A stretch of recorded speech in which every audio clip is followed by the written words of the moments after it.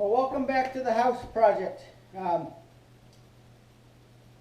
This series of videos, this video is going to be about me working to finish off our pantry.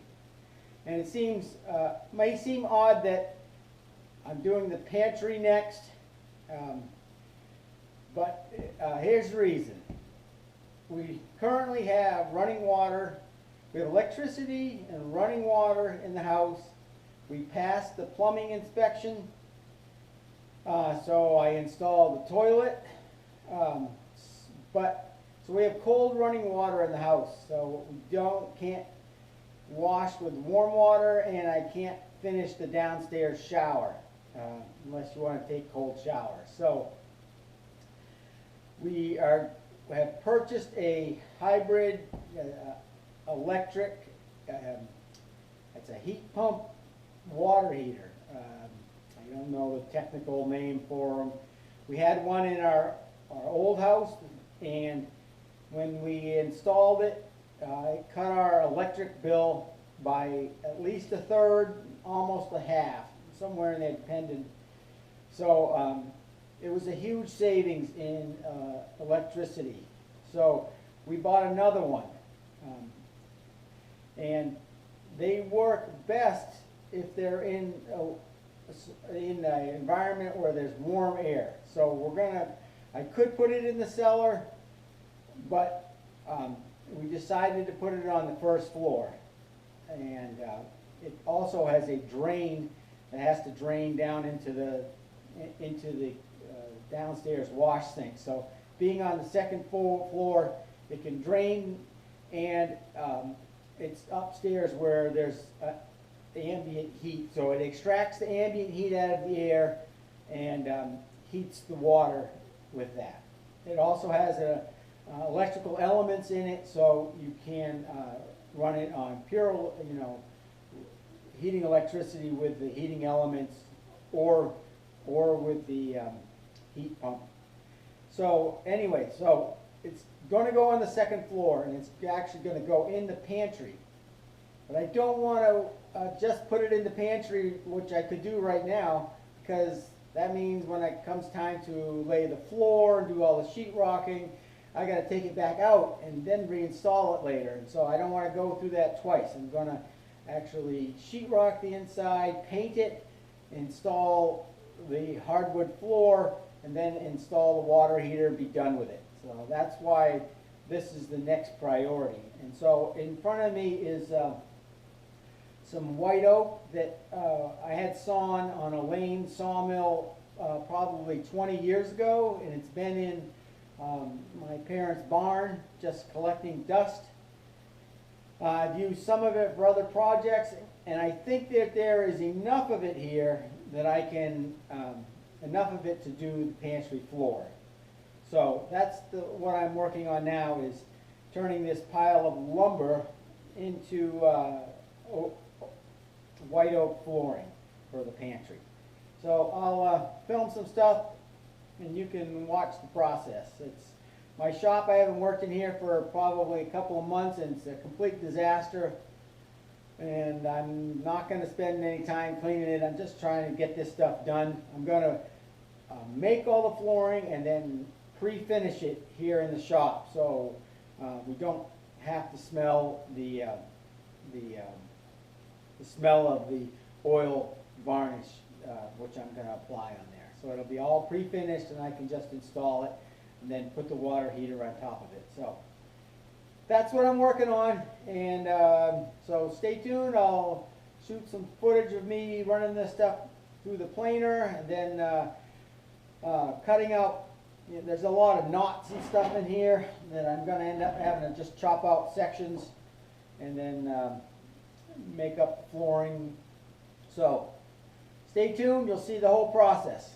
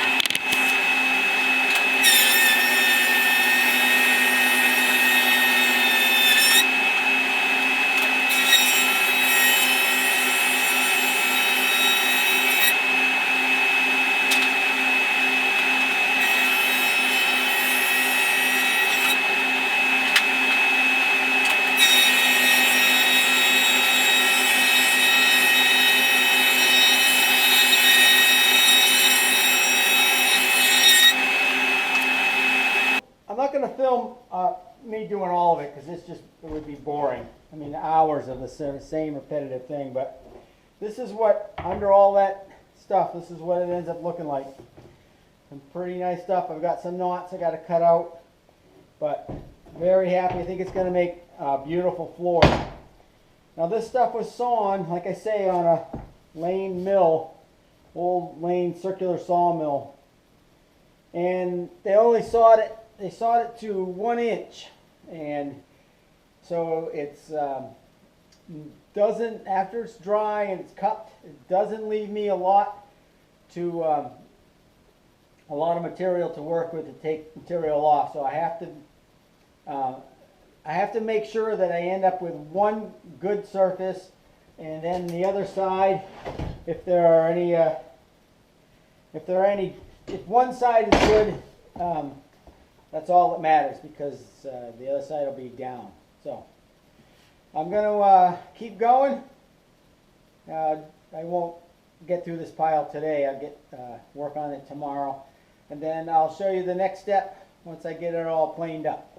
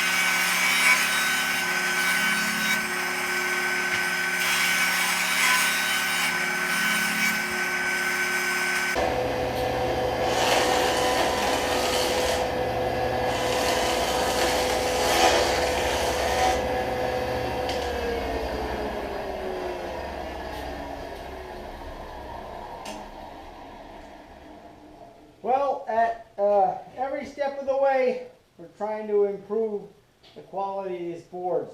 So I chopped out some of the knots.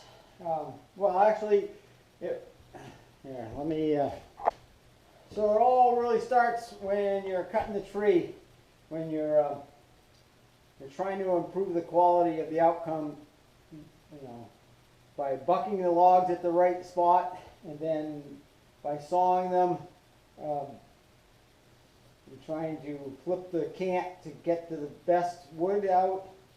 And when I'm planing them, I was flipping them over and over to make sure that I got the best side to be planed down, since I didn't have a lot of material to work with.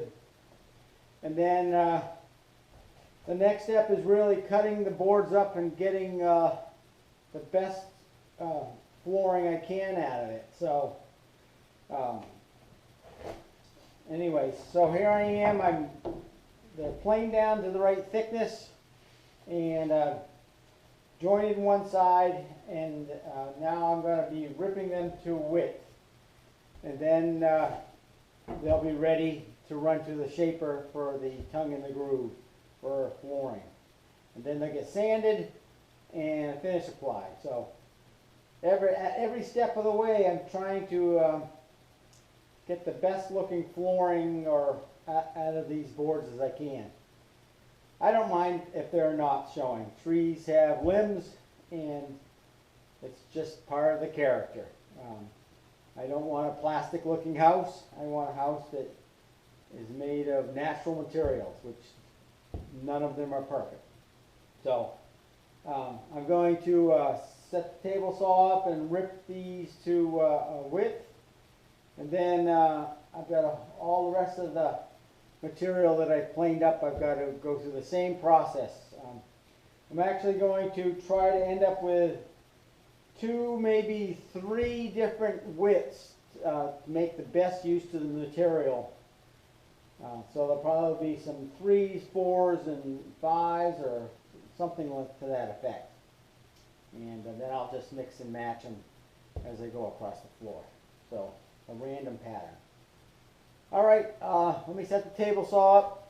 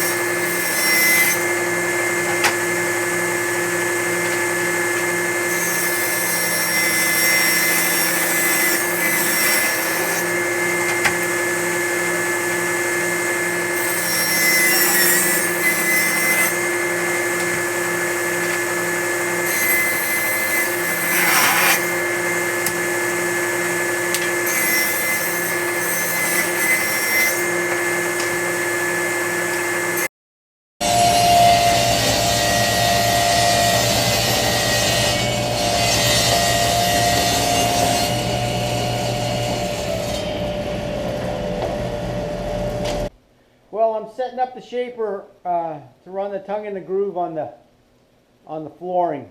So I love my shaper. I used to really be terrified of it, and then I bought a power feed, and that way you just don't have to have your hands near it, and it does a really good job. Hopefully you can see. So we've got, I've got a set of cutters. They're from Grizzly. They've worked really good in the past. So you can see that one's labeled bottom. I wrote bottom on both of these. So basically, if this is the top surface, I want to put the top surface down onto the table so that if there are any inconsistencies in the thickness, the top will always be the top of every one will always match up. If there's any inconsistencies, they'll happen on the bottom, because I want the top to be flat. Okay. I guess it doesn't matter which one I run, the tongue or the groove, but I'm going to run the groove first. This will make the groove profile. And this is a piece of the flooring. And what I would like to do is get the groove at least in the middle. That way, if somebody wants to pre-finish the floor, they're never going to get into the nails.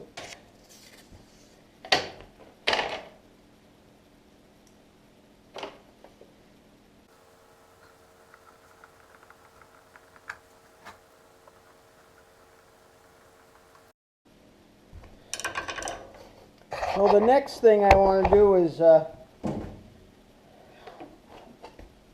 only want to take off a little bit.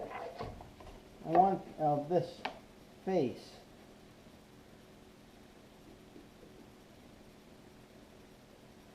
So we're going to try that. We're going to try this setup. This is the shortest piece of flooring I have. If I make a mistake on it, it's not that big a deal. So I'm going to plug in the, let's get the power feed over here. I'll get the power feed all locked in place and open the blast gates for the vacuum system and plug this in, and we'll do a test cut.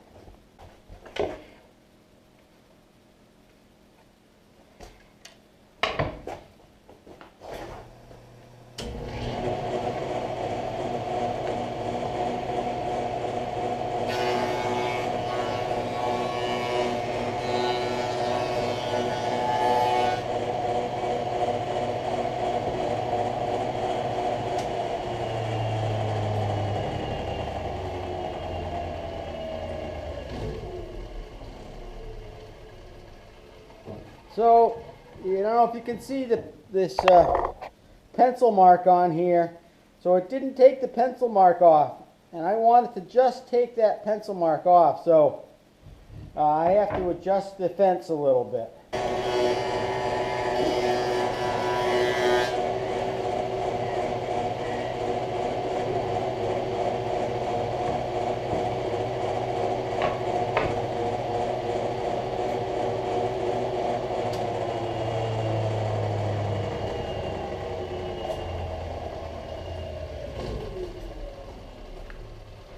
Alright, it took the pencil mark off, so we're going to run one more sample piece.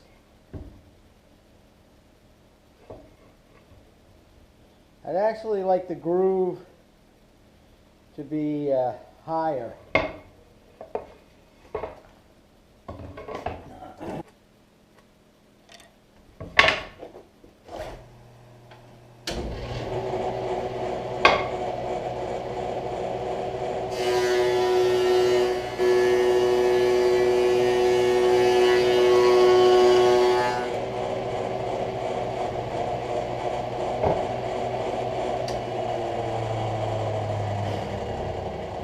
Alright, the pencil mark disappeared, and the groove is in the right location. So this is the top surface, and that gives the plenty of surface to refinish the floor. So that looks good. Alright, so let's run some material.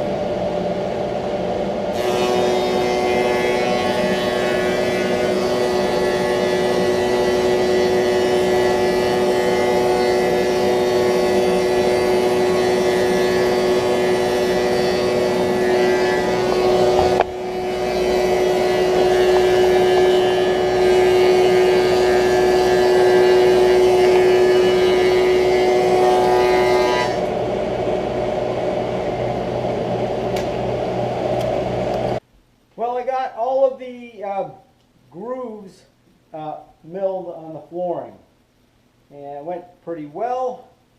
The next step is these were all ripped in different batches, you know, the same width, but I set the fence on the table saw at different times when I was processing these. So the next step is to rip them all to the same exact width at one time. So I'll rip all of these, and I have to set, you know, 3 different widths here. So I'm going to run them back through the table saw to rip them to the exact same width, so that every like size will be interchangeable. We won't have discrepancies in widths a little bit, and that just makes installing the flooring a pain in the neck. So I'm going to, next step is to run these all through the table saw, and then change the shaper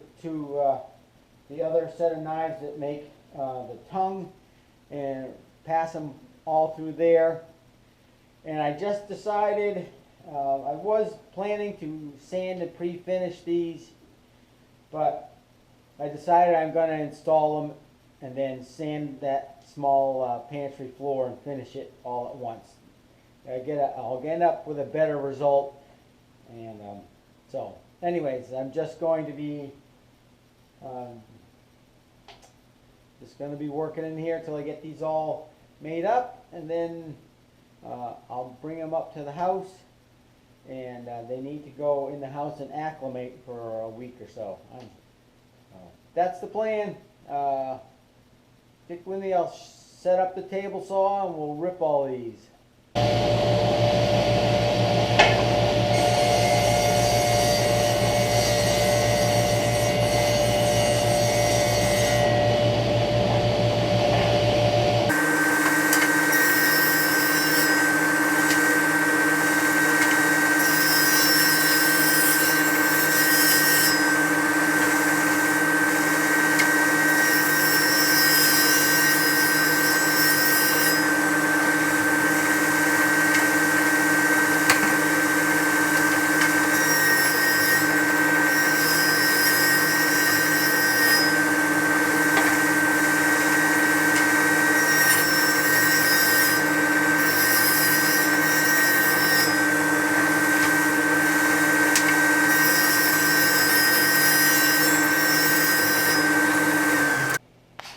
And this is why I love my planer and shaper.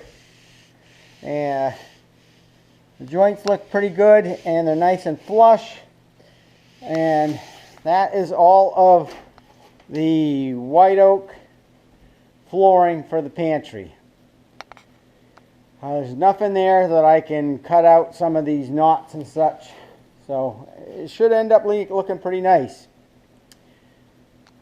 Anyway, I broke the mount to the tripod, so I've got to, hopefully it's not too shaky. Next time you see this stuff, it will be being installed in the pantry. And I'll probably just do the whole video of the installation and finish and the final look at it all in one time. So, but that won't be for a couple of weeks, so don't hold your breath. All right. Thanks for watching. Stay tuned for the installation part.